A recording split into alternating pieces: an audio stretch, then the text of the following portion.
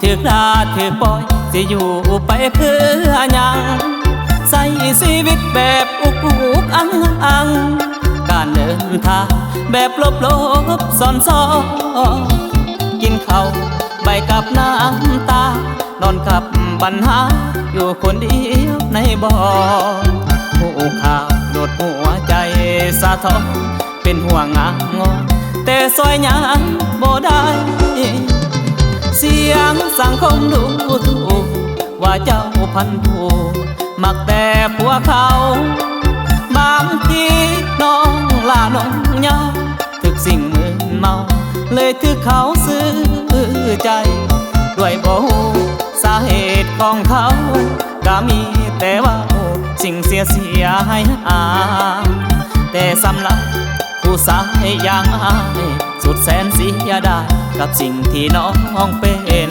มาให้น้องเศร้าสากับคำว่าเจ้าเป็นเมียน้อยอายนี้สิซอยเราหักเมียน้อยเพื่อมาเยียวยาสิลาออกสาบข่าวมนทินสิซอยยูพินแก่ทุกปัญหาบาดแผลที่มันอ่อนล้าอายนี่นะสิอาสาผัวใจสาวโดดเป็นเมียน้อยเขาด่าเขาปล่อยให้น้องเศร้าสาประเพณีฮิตของผ่านมาบ่มีดอกนาเมียน้อยเมียใหญ่ผู้ชายบ่บ่อยากคันว่ามันยากให้ไปหาเอามาให้มาเป็น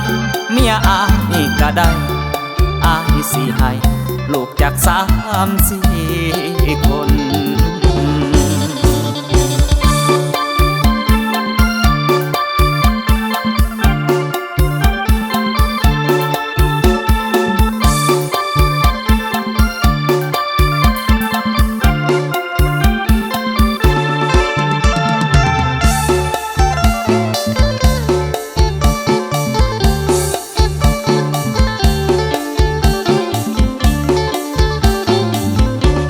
ให้น้องเศร้าสากับคำว่าเจ้าเป็นเมียน้อยอายนี้สิซอยเราหักเมียน้อยเพื่อมาเยียวยาสิลาออกสาบข่าวมนทินสิซอยยูพินแก่ทุกปัญหา